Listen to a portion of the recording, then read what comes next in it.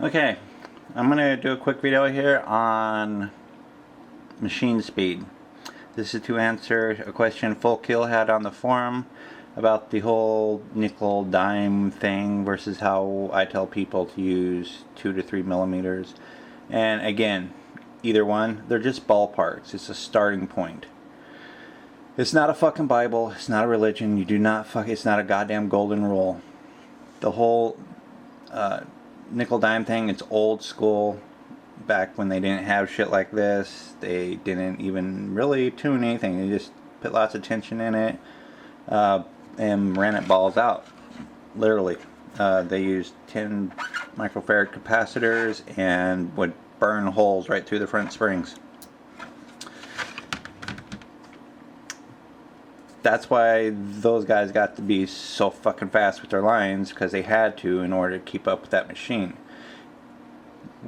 Instead of getting all focused on nickel dimes, what you want to do, which in the gap is your speed. The gap, again, is the cycle from the time it opens to the time it hits bottom and back up. Okay? We're not talking about duty, which is the closed time flex in the spring. The whole nickel dime thing does not account for the flex in the spring. Now, just to simplify this, we're only going to talk about liners so that it's easier to understand. When you start adding flex and all that, it gets a little cloudy. So, with the liners and the gaps and the way this whole nickel dime thing is, just fuck all that. Use the dime, let's say for your liner. You don't need to pull out a fucking dime. Eyeball it.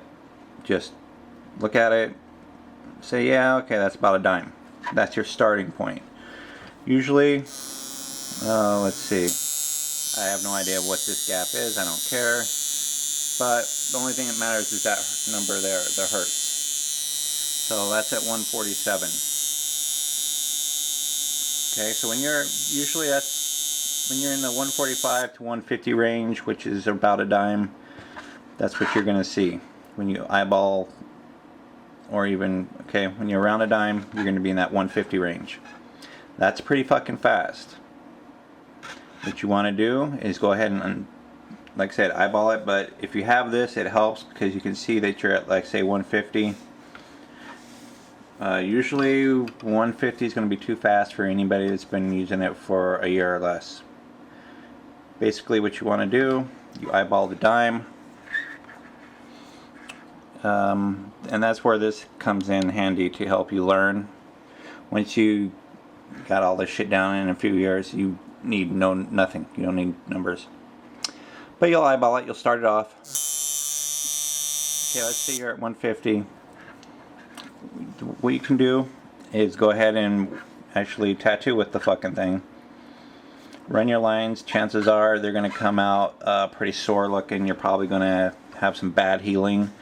And that's because the needle is hitting the skin way too much, and you're sitting there concentrating on the line, your hands moving all slow on the lines, but that thing's running balls out. So, for a beginner, eyeball the dime, start it off, then you tune this out, and your hertz starts to drop. So now you're at 140.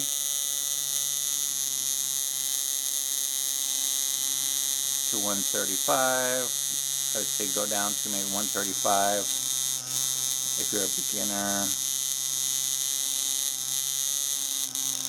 Okay, tighten it up. So then you go and you use it again.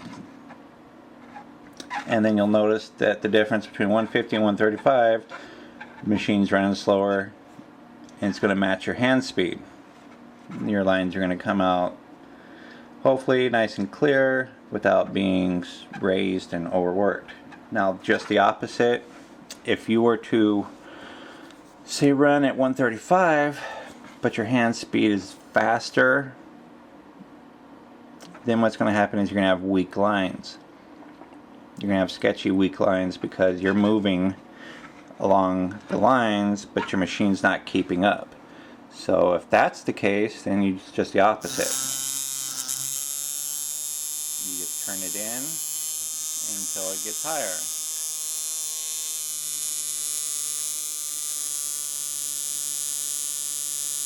Say 145 maybe. Then you try it out again, see where you're at. And you just go a little bit at a time, 135, 140, 145, whatever, till you find a speed that matches your hand speed. As time goes on, you might go from 140 to 150. Okay, so fuck the nickel dime thing. Use it as a ballpark starting point. Eyeball it. Don't literally use a dime. Just eyeball it. I don't care at all. I just eyeball it and then I go from there. Use the meter. Notate what your speed is and adjust accordingly. For like I said, I didn't want to get into shaders and flexing and spraying and all that because it gets a little more technical. However, when you're shading, you can add voltage so that it hits harder, so you get a darker shade, or you can just move your hand faster so you get a lighter shade, which would be something you, when you're doing lining, you usually try and keep a consistent speed because you're trying to concentrate on the line. Shading's different because you can manipulate different factors, going fast or slow. So that's going to be a little different. Again, though, with say a shader, just eyeball the damn nickel, and really you don't need to adjust it because you're not going to use changing the voltage to change the effect the way you would a liner. Again, you change the effect by your hand speed. If you want a lighter shade, you move faster or more outward.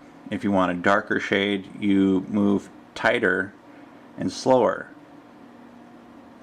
You don't need to adjust your gap with the shader. Okay, just eyeball the nickel, fire it up.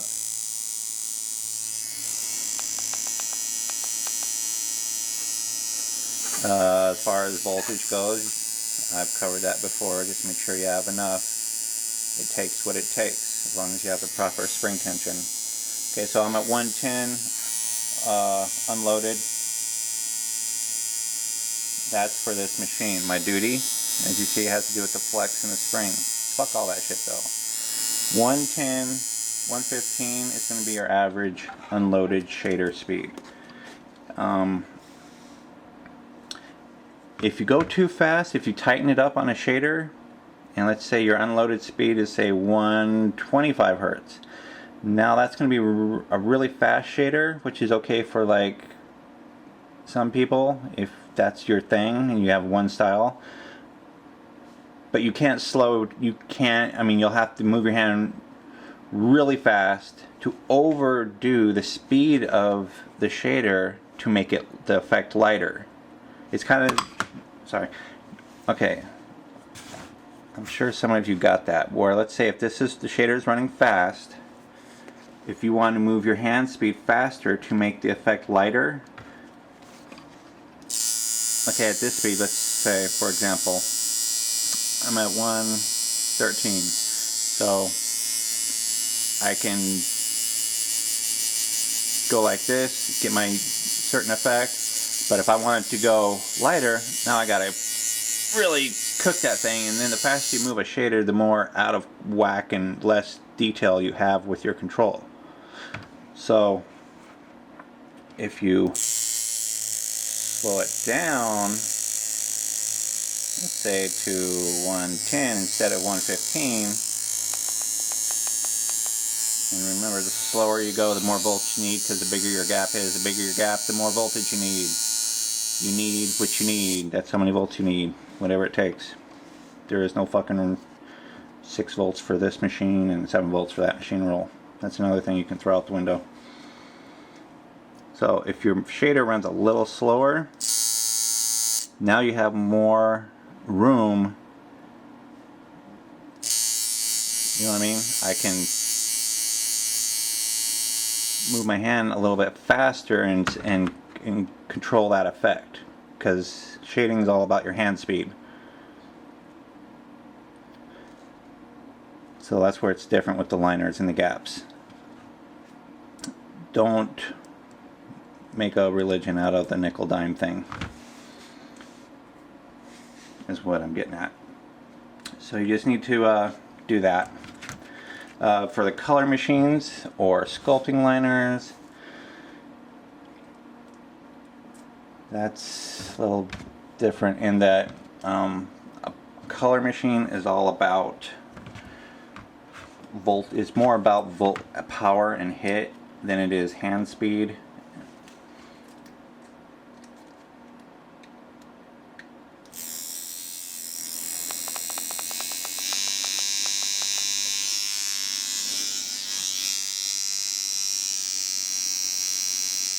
Because you got an even bigger gap, so you need more volts. You're always going to have a really big long stroke. You're going to need more voltage. You just, with that, I just want a speed that's comfortable to me, which is usually around 95 to 100. And again, it's kind of like shading. If you want to feather it out, then you just have wider hand movements and faster. But basically with your color packer, it's going to stay a consistent speed and a consistent hand speed. And that's how the whole gap thing works. Your gap is your cycles, is your speed, minus the flex in the spring. That's why with your liners you have a thicker front spring so that there's less flex, so that it stays anywhere 45 to 50%, and like I said, your speed is going to be generally around 140. As long as you're in that ballpark, just go with it. Just try it at 140, 135. If it works for you, it works for you.